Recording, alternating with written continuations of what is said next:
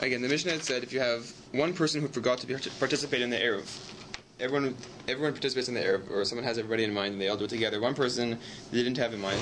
So what the din is, his house is asur, beso asur, so you can't go into his house, right? You can't carry things into his house. You can't carry things out of his house, for both him and for everybody else. But everyone else's houses, you're allowed to carry from houses to each other. Even he can leave his house and walk and carry from your house to other people's houses also. Nosnu lo rishusan, but if they had given him rishus, then he's mutter to carry. V'heina asurin, but then they can't carry. Why are they asurin? Meaning, if are they all involved in it also? We're going to explain the reason for that. But if two people were left out, they asked for each other, because one person can take rishus and give rishus to other people to carry. But two people, they can give rishus, but they cannot take rishus to carry. I'm not sure what the case is exactly. Okay, so we'll try to see the Gemara and see what we can get out of it. Two people cannot give rishus. They can give rishus, they cannot take rishus. Lamali, why do I need this ruling of the Mishnah? Lamali, lo tzricha. We need it for the following case. Afal gav da amrile kani almanas lahaknos. The case is when he says, acquire this almanas lahaknos, almanas to be kohen, in order to be kohen this rishus, this area for somebody else. Well, I'll just read the English because I don't know what this means. Afal gav da amrile kanei almanas lahaknos. Even though the other residents of the chutzner told one of the two who did not participate in the ERU, acquire our rights in the chutzner on the condition that you transfer them to the other resident. So even that, if you say acquire this almanas lahaknos just in order to acquire to other people, it will not be effective. I'm sorry, I don't know what this means. None of this. Okay, the Gemara now elaborates on the rules of the relinquishing rights. Okay, so now we're going to talk about giving rishus for other people to carry. Ba'amini Abai me Rabba. Abai asked Rabba. We're 4 lines down. 5 people are living in one chutzner. One person forgot to contribute to the eruv. So the question is, if a person now he wants to relinquish his ownership of his area, maybe that'll help him be. If he doesn't own his own house anymore, if he doesn't own his area, so then he can be part. Then it's not a separate area. So if he wants to mevatel his rishus, does he have to go to each person? Does he have to go to each person and say, my area is batel, my area is batel, my area is batel, or can he just do it all just once, maybe with one person? Yeah. So Amar Lei, so that was Abai asked Rabba, and Rabba said back to him, Rabba answered, he paskened that you have to go to each and every person and let them know you're mevateling your rishus. Eisvei. So we have a kasha from a Mishnah source, I believe. It says in a brisa, Echad, I meant Mishnah as in like a previous generation. They're quoting an earlier source, which is going to be a problem with Rabba's answer. Eisvei, the brisa says, Echad shelo irev, one person didn't make the eruv, no some rishus le echad she'irev. So if one person forgot, so he should give his rishus to one person in the eruv. Shnaim she'irevu, if 2 people made an eruv, nosin rishusan le'echad shelo irev.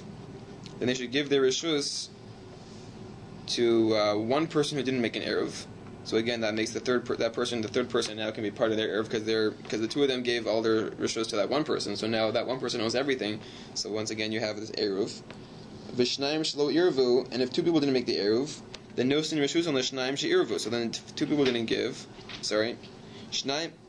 The case is shnaim shelo irvu. Is it the rabbi? No. Unless he wears suspenders. V'shnaim shelo irvu. If 2 people didn't make an eruv, then again nosin rishusan le'shnaim she'irvu or le'echad shelo irev. Then they should give it to 2 people that made an eruv. That way the 2 people that have the eruv will now own everything.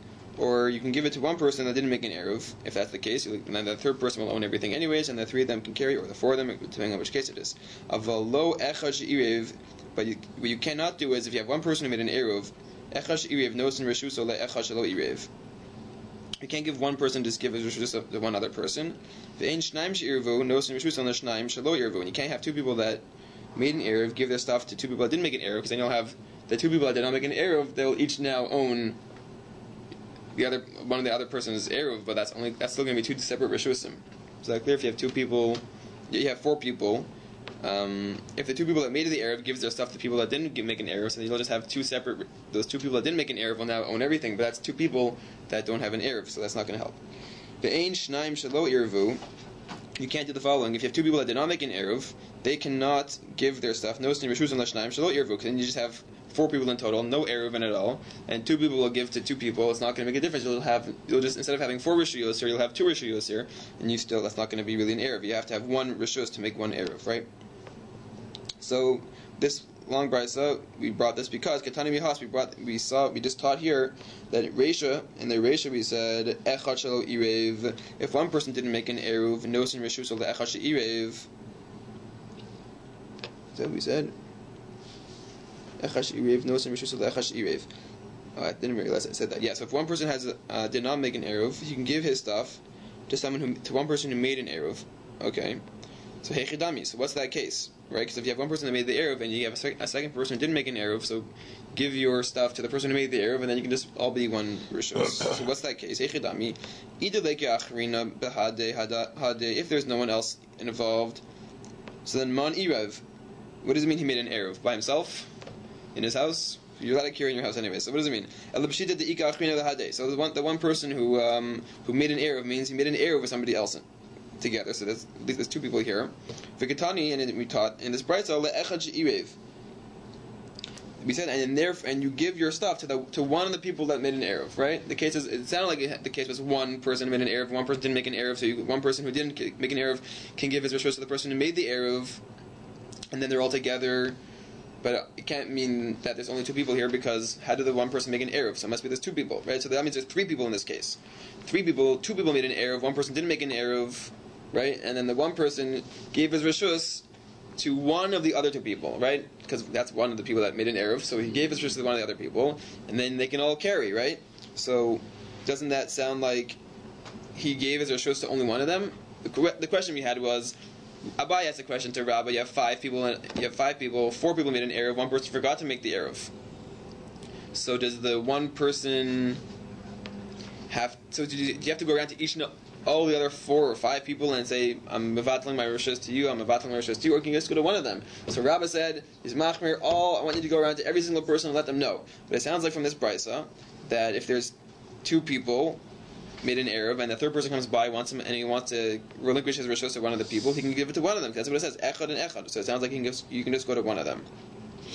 So now we're going to answer up. We're going to explain why Rabba required you to go to all five. Rabba hachav ma'askinon. What's Rabba's case? Dehava umis.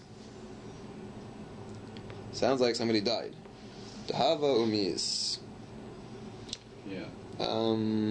Someone who was there and joined. He was part of the original eruv. That what? He's part of the original eruv.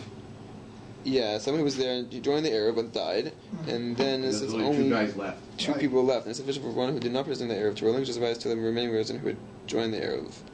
Meaning, it was really echad v'echad, right? It was two people started off on one. Two people made an eruv Shabbos, and then that night one of them passed away. So then the third person can. So Rabba makes a new to Rabba explains that this brisa doesn't. It's a very specific case in this brisa, says Rabba. That it was right. It was two people, and the two people initially. There's only one person now, but really, when this person went to the one person to give him to relinquish his rishus of his property, he was going to everyone that was involved in this eruv. All one people left. Okay. So says the Gemara. Does that make sense? Ihava umis ema seifa. But what about the end of the brisa when it says aval ein echad she'iriv nosim rishus le'echad shelo iriv. So why does it say later on in the brisa that one person who made an eruv, ein echad she'iriv, he cannot give his reshus to someone who didn't make an eruv? So v'i hava umis. If the case is that, so again, this case has to be echad she'iriv, meaning two people made an eruv, then one person died, right? Now you only have one left that has an eruv because if there's an Erev, it had to mean there were more than one people. So two people made an Erev, one person died, and you have one person with an Erev now. So he cannot give his reshus to a third party to let the third party carry. Right? What has to happen is the third party has to give it to the other two, or there's only one left. But this one with the Erev can't give his and his friend his passed away friend to the third guy. Why? If the case is that, like we just said, that his friend had died, low. So why can't he? Why can't he give it away? And then either way, I'll have two people with one rishus. What's wrong with that? It must be that the guy is still alive, I think, right?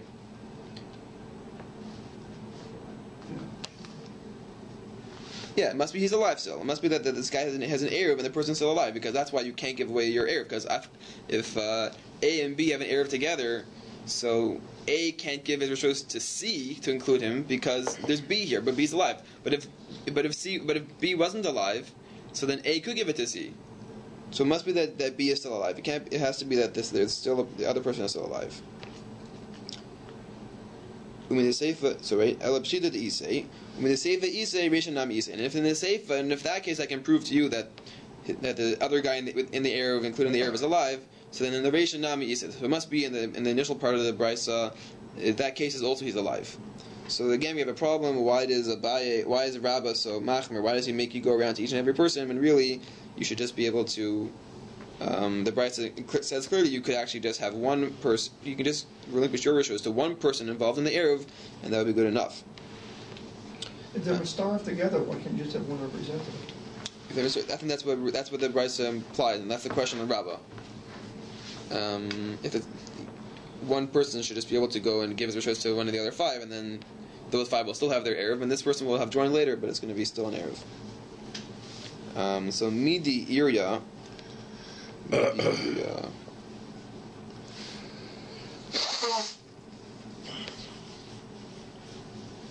So now we're going to try and defend Rabbah. So midi irya, is this really how we should explain this? Ha kedi v'ha kedi isa. Maybe we can explain the beginning of the Brisa like we had to explain that the person is no longer alive, like the way Rabbah wanted to explain.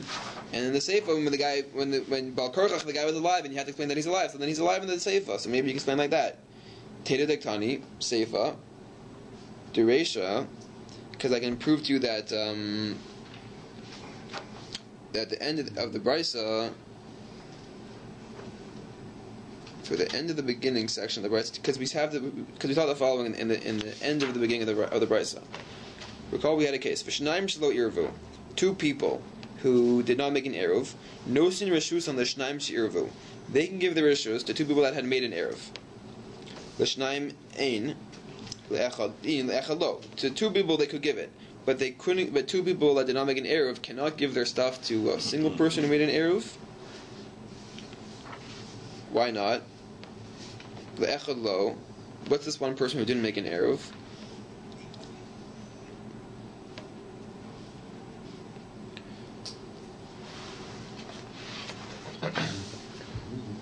Because the echad is something to do with the person being alive. Where is it? Because it sounds like from there that you'd have to be mevatel to each and every person in the Erev, not just to this one person. Again, this is the Seifa of the Reisha. We're still in the first half of the Brisa. In the first half of the Brisa, we were trying to explain the case was that the person had passed away. That's what Rabbah had said, right? Mm-hmm. So if the person had passed away, so now we're saying that you cannot give it to this person. Let's see this little note here in our scroll. This implies that when the relinquished is to two, it does permit carrying. But if the relinquished is to one, then you would not be able to carry. That's like Rabbah, that their rights may be relinquished to each member of the Chatzar. The first ruling of the Brisa then must be referring to a case when the third resident had died at the time of the relinquishment. The first ruling of the Brisa was then referring to a case when the third resident had died. But in this case, the person had not died.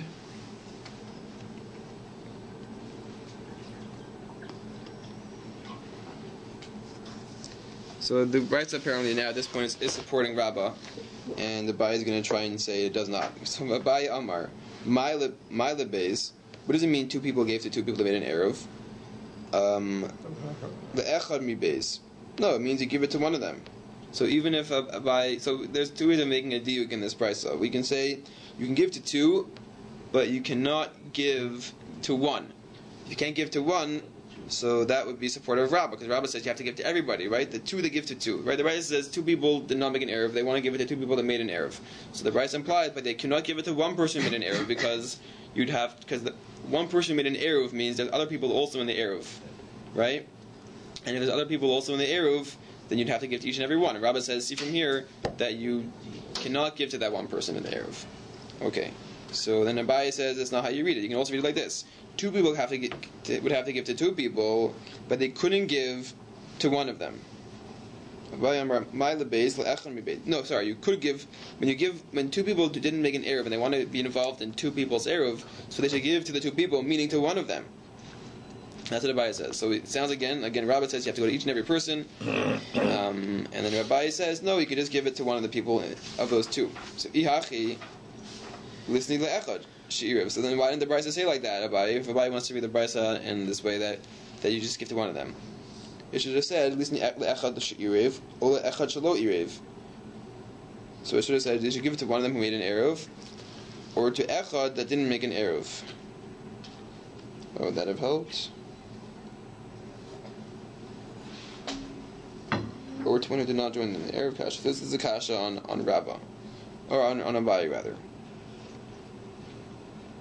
Okay, so now the Gemara is going to explain this Brisa a little bit more. We've had in the Brisa again. Echad shelo iriv, one person who didn't make an eruv, nosin reshus le'echad she'iriv. He gives his reshus to a person who did make an eruv. And Abai says like that. It means that the one person has other friends that are still alive, but you can just give to one of them and you can be included, right? And we learn from there that you don't have to battle your reshus to every single person. You just find one person, battle your reshus, and you can join everybody else.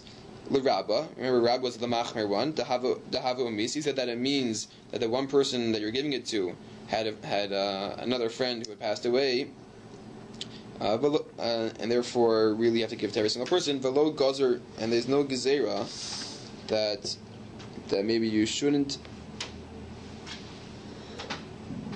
There's no gezerah that you're not allowed to do this in case the person didn't pass away. Zin into Isay, on cases when the person is alive. Okay, so that's the machlokas we had Abai and Rabbah. And here's another case that we had in the Brisa. Vishnayim she'irvu, two people had an eruv, nosin reshus on the echad shelo iriv. So there's a third person left out, so they can both give their reshus to a third person, and then they can all be in one eruv belong to the third person, because the third person now owns his own property, and then the two people in the eruv, so that's all three together. So and then they can all carry, right? So pshita.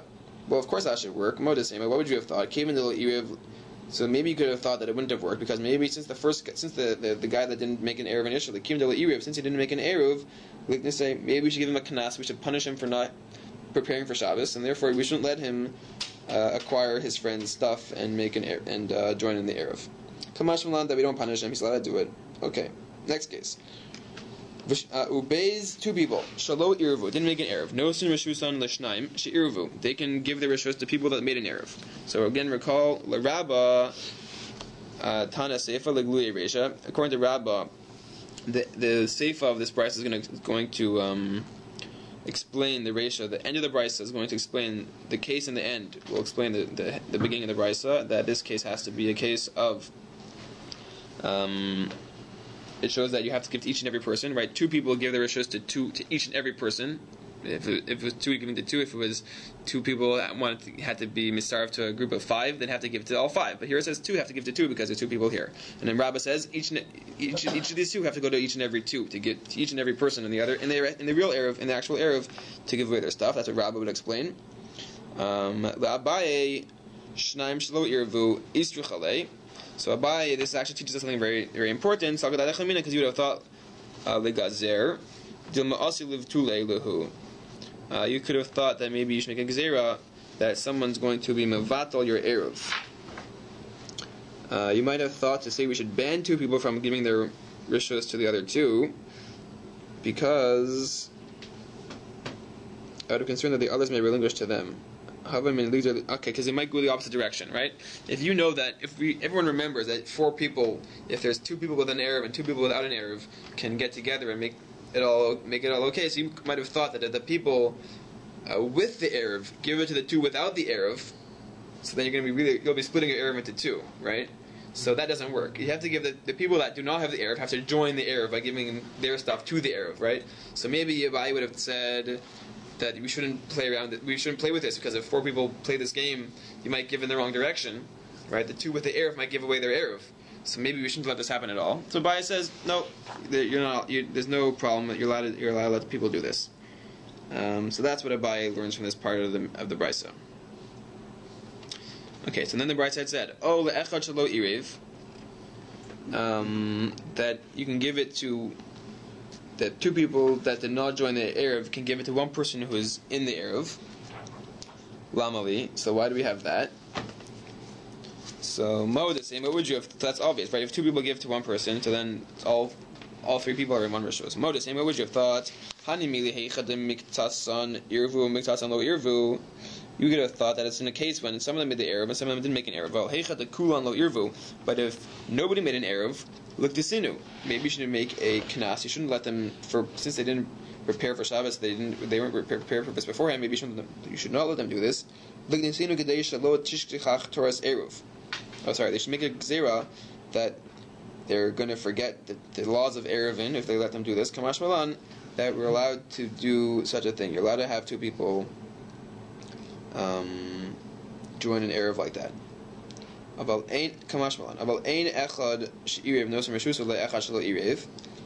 But you cannot let someone who made an Erev give his rishus to someone who didn't make an Erev.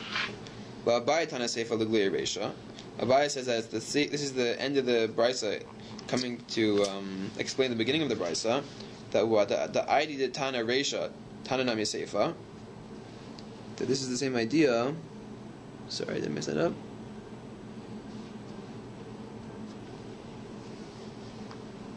Yeah. Well, again, the case was when Echad.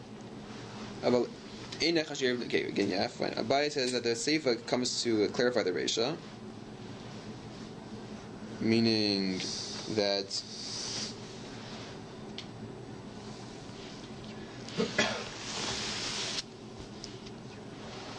just a footnote 22. Earlier, Abba determined that in this case there must be one other resident present who did not relinquish his rights, right? Because there must have been two people. Because if there's an Erev here, there must be two, and therefore one person can give to two. We said, right? We meant that one person in the Erev, Echad she'erav, cannot give his reshus to one who didn't make an Erev, because one person who made an Erev means he has a friend who made an Erev also, right? So Abba said it must be that there's someone who's alive, right? So that's why Abba comes to. That's what this is teaching us, according to Abba, that it must be that someone else is alive, and therefore, once we understand that, we understand in the ratio also there's one person else alive. That's what we had discussed earlier. According to Rabbah, why shouldn't this work? I did Tana Reisha Tana Nami Seifa. We already taught this in this. We taught in the Reisha, we're teaching again in the Seifa, that someone who did not join the Eruv may give away his rights to someone. Again, someone who failed to join into an Eruv can give away his rights to someone who did join the Eruv, and therefore the reverse is not true. You're not allowed to give you can't give your rights away in the opposite direction. Okay, fine. The right side continues. The ein shnayim. We're 5 lines up. The ein shnayim she'irvu nosnin reshuson l'shnayim shelo irvu. Two people who made an eruv can't give their stuff to someone. Can't give their rights away to two people who didn't make an eruv. Hasu lamali. So why do you have to teach that? That's kind of obvious. Because then you'll split your eruv into two very easily. Everyone can see you'll split your eruv into two people, and that's not going to be a good eruv anymore. So at tzricha, we need to teach this the batule chad minayhu lechavre. Because you could have thought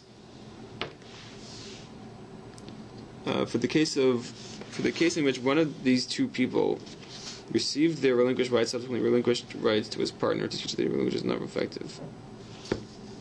So we have, instead of these two that are giving to two, it means that they're mevatel to each other also. There's something going on between them. And then Mo the same lishtri le kamash malan. So if they want to mevatel to each other also, you could have thought that it's okay. Kamash malan is not okay. I'm not sure which two are doing it. The two who received the relinquished rights to teach it. So we have the four people, right? Two people gave away their rights. The two people have an eruv. Two people don't have an eruv. And the two people with an eruv gave away their eruv to the two people without an eruv. So then the two people without the eruv realize that they just split the eruv into two. So one says, okay, fine, then I give my whole eruv to you. So now one person owns everything. So the Gemara says that you're not allowed to do that. Kamash Malan, Kevan idna devate lo havule sharyusa b'ha'chatzer lo. Since when you first did the bittul, there was not only one person owning the whole chatzer, then you can't do it. Okay, and the last part of the brisa said, "Ve'ein shnaim shelo irvu, nosin rishusin l'shnaim shelo irvu." We just said that. Menachem she'irvu. Shnaim shelo irvu cannot give to shnaim shelo irvu. You have four people that didn't make an eruv, so two people that didn't make the eruv cannot give it to two people that didn't make an eruv.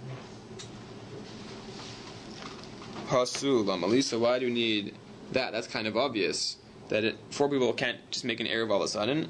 Lo tzricha da amri kinei almanas lahaknos. Because maybe you could have thought that if you tell someone acquire this, on condition that you're going to give them all over to the fourth person at the end, so that would be okay. Kamash Malan, you can't do that. You still can't. You can't. Four people cannot do that kind of shtick by coming together, giving two to two, and then the one person will give everything to the fourth person, and then everything's going to be together. It doesn't work. Okay. Bamine Rava mi Rav Nachman. So now another question. Rava asked Rav Nachman. Yoresh Mahushi Vatal Rishus. A person who inherits, can he mevatel his rishus that he received on Shabbos from his father? So I guess the person's father passed away on Shabbos. His father did not make an eruv, and he didn't mevatel his rishus. So now this person inherits his father's stuff, and he wants to include it in an eruv. So can he go ahead and can he mevatel his father's rishus? So heicha de'i bo'ele erube me esmol mati me'arav. So do we say that only in the cases where if he had wanted to join an eruv yesterday and he could have joined in the eruv, then batule nami mati mevatel. So that only in that case maybe he can make could the son do this bit about hi Kevin de'i bo'ele erube me esmol mati me'arav. I said that a little bit wrong. Again, if the son maybe these cases of starting an eruv in the middle of Shabbos, which we've been discussing, right? Being mevatel your rishus, saying my rishus doesn't count, and I'm going to be part of your rishus. So this idea that you can somehow do it as long as someone else made an eruv, right? If you can do that in the middle of Shabbos, does that work? Because since you could have done it yesterday, therefore you can do it today also. You can do it on Shabbos. Since you could have done it yesterday, so therefore you can mevatel it today. But maybe in this case, since the son didn't own the stuff yet, so since he couldn't came into by this person, he couldn't have made the eruv yesterday, so maybe he can't.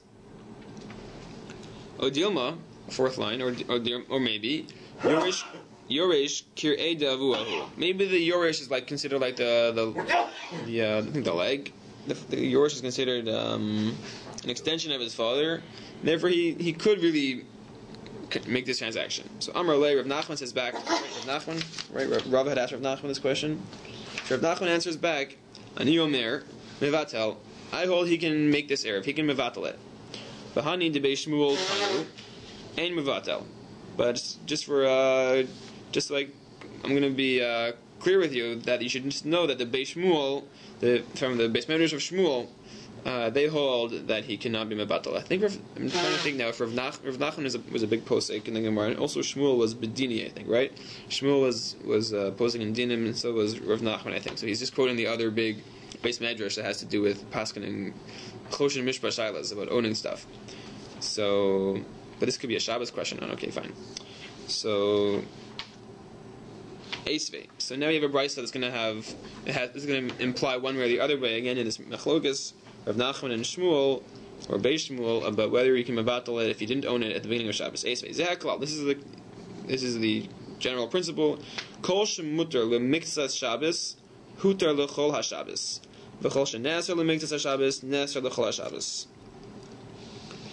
So the general principle is, we're going to see the exception in a second. The general principle is that anything that's mutter on Shabbos, any chatzir that was permitted for the first part of Shabbos is going to be mutter all of Shabbos. Shabbos came in Nishmas. Right. So anything that was mutter at the beginning for that initial part of Shabbos, Nishmas, or the beginning part of Shabbos, is going to be really mutter the whole Shabbos. And anything that's also at that beginning part of Shabbos will generally be also the entire Shabbos, except for the case of chutz mevatel rishus. Except in the case of someone who wants to be mevatel his rishus. If a person wants to say, "You can have my rishus," so then that's not part of this. It's an exception to this rule, to this general klal.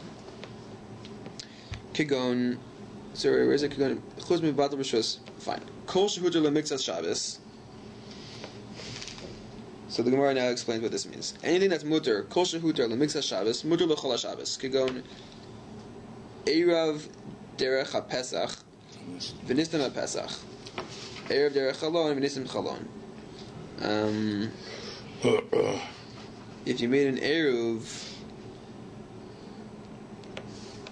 like if residents of two adjoining chatzir was joined in an eruv before the start of Shabbos by the derech haPesach, the doorway between them, v'nistam haPesach, then the entrance becomes sealed on Shabbos. So I guess the idea is you can still use that eruv.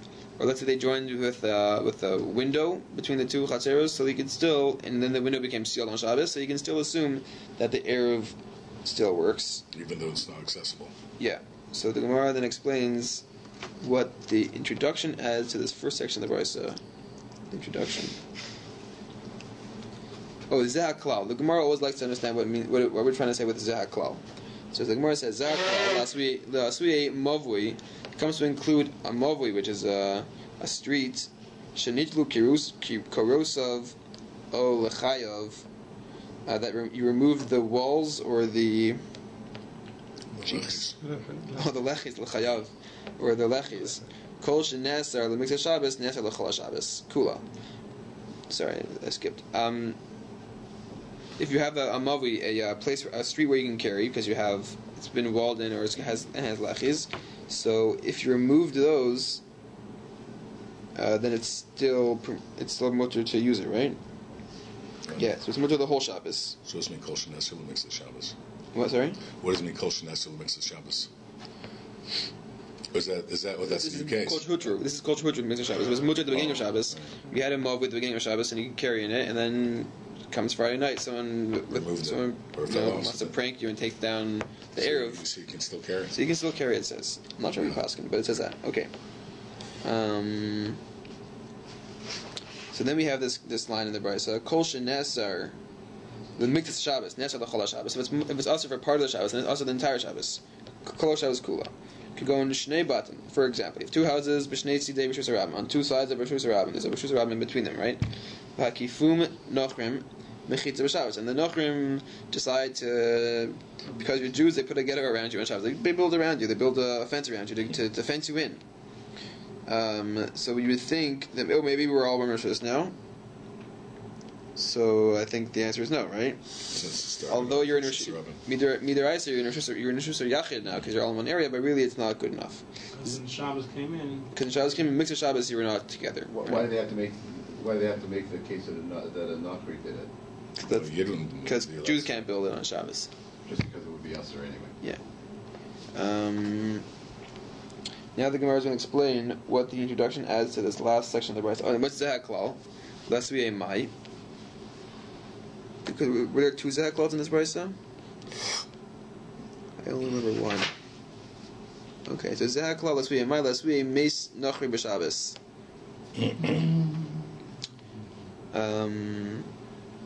So let's say if you had a Nachri in the Chatzir, right? We know that if there's a Nachri in the Chatzir, the ERU is no good. So Meis Nachri B'Shabbos, V'Katani Chutz Mimevatal B'Shus. Ihu in Yoresh Lo. So, did I read that wrong? Okay, I read that wrong. Zaklau Suyemai. Why does it say Zaklau? It comes to include a case of Meis Nachri that since the Chatzir was also when the Nachri was alive, so it continues to be also even after he passes away. Okay, fine. Exception? Not an exception. That's what it's saying. It's not an exception when the Nachri passes away. Oh, I want to explain that Zaklal, both how it can be mutter and how it can be asr. So it can be mutter to carry in your Erev Zaklal, even if your Erev falls down on Shabbos, it's still mutter to carry. And we want to say it's asr Zaklal, that it's asr to carry, even if the Nachri passes away on Shabbos, and you would think that, oh, now there's only Jews, right? Maybe our Erev we made works now. So we say, no, your Erev is no good, because the Nachri was there at the beginning of Shabbos, so therefore it's asr the whole Shabbos. So we want to say the Zaklal in two directions. Why it would be always good, why it would be always bad, for mixas and mixas. Okay. V'katani, and we taught in this brisa, chutz mimevatel rishus. We said the exception is if you're mevatel your rishus. So what does that mean? Ihu in yoresh lo. So it sounds like these cases of mevatel your rishus were the cases we were discussing until now on the first half of the Amud, that one person is mevatel to one to three, whatever it is. All these cases we had of people mevateling the rishus. Those would be a way of including yourself into an eruv on Shabbos. But Yoresh lo. But maybe a Yoresh wouldn't be applicable to all those cases we had. Maybe a Yoresh can't do it because the Yoresh didn't own it at the beginning of Shabbos, right? Yoresh Ihu in Yoresh lo. So then Ema Chut mitoras betel rishus. So if that was the case, says the Gemara, then it should have said Chut mitoras betel rishus. It's going to be usher except for the institution of relinquishing rights. Meaning what? And then heir is included in the institution of bittul since he is considered the extension of his father.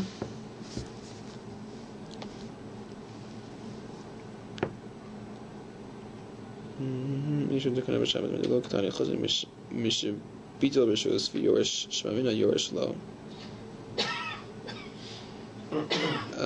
so the question was maybe that's chutz minham mevatel rishus, ima chutz mitoras betel rishus.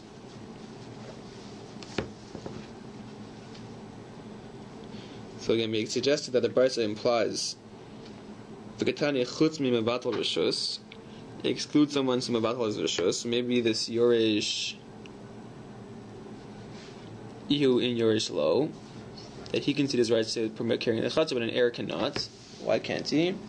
Because it didn't say except for one who relinquishes his wife, and it didn't say an heir also implies that an heir cannot, right? It implies that a yoresh cannot be mevatel rishus. Where the answer is chutz mitoras betel rishus. The brisa should really say except for toras betel rishus, and therefore a yoresh could, because a yoresh could be mevatel rishus. I guess even the god on Shabbos. I think it'd be something like that.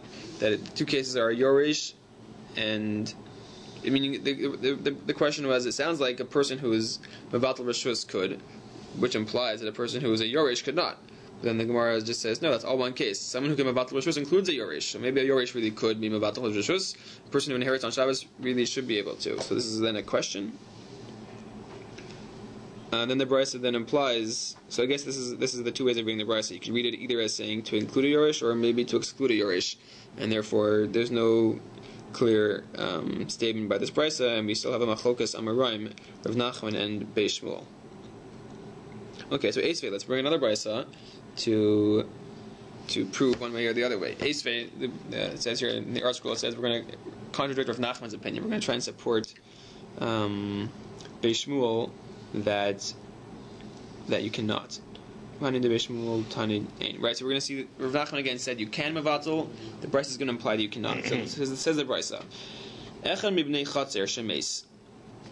One person in the chatzar passes away, and he leaves his rishus to one of the people. he leaves his will to somebody. Maybe his son is not involved in it. What? Sorry. My birthday happens on a Friday. Yeah, but who did he leave it to? Just some random person? Someone from the marketplace. Okay, a random person, I guess. Yeah. Someone who's not. I mean, let's say his son, but his son's not part of this little chutzner over here. Who didn't reside in the Yeah. So we od yom oser. If he died while it was before Shabbos, so then this chutzner belonged to someone else, not part of this chutzner before Shabbos, and therefore it's going to ask for his property on this eruv. But if it happened but if he passed away only after it got dark, after Shabbos started, so once he's part of the chutzner at the beginning of Shabbos, so nothing's going to ruin this eruv, right? So that's what we said, right? That's what the Brisa here says. And then ve'echem min hashuk shemes. If one person from the shuk, if someone from the marketplace passes away, shemes, and he left his reshus to someone that belongs to this chutzner,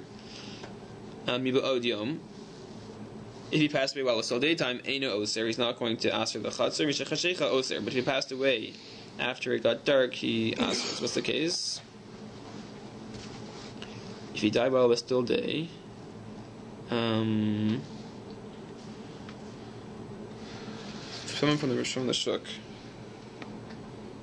Oh, someone who owns a house. Doesn't live here, but he owns a house in the chutzner. But then he passes away, and he leaves his rishus lechem b'chutzner, and he leaves his house to one of the people in the chutzner. So if he passes away, maybe od yom, ein oser. It's not going to aser anything because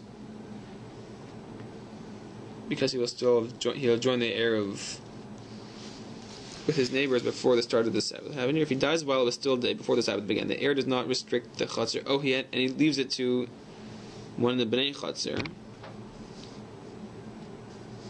So if he passes away when it's before Shabbos starts, so then the heir does not restrict the chutzner because he will join an heir with his neighbors before the start of the Sabbath. So this yoresh, the person who now owns the chutzner will be part of this eruv when it starts, when Shabbos starts. But if he passes away after it got dark, so then he's going to.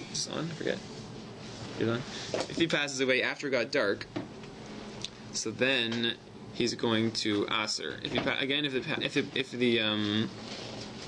If the person who does not live in this little chutzner, he lives outside. If he passes away on Shabbos, and all of a sudden one of the residents of the chutzner now owns two houses in the chutzner, right? Because he owns his house and the person he just got it from. So then that's going to be a problem. Now that person's house is aser. Am I aser? Well, why would that be? Well, why should he become aser? Nivatel. Let him just mevatel it. This new thing he acquired. Let him mevatel everybody else. Says the Gemara, my oser nami dekatani. Yeah, that's right. It just means it's asers it until he's mevatel. So we thought for a second that maybe it sounded like it was a problem with Rav Nachman, because Rav Nachman said you can be mevatel it, and it sounds like here you can't be mevatel it. And then Rav Nachman answers, no, you could be mevatel it. You could as soon as this person gets it on Shabbos, he should be mevatel to his friends, and they can all therefore carry. All right, we're going to stop there. Way to go.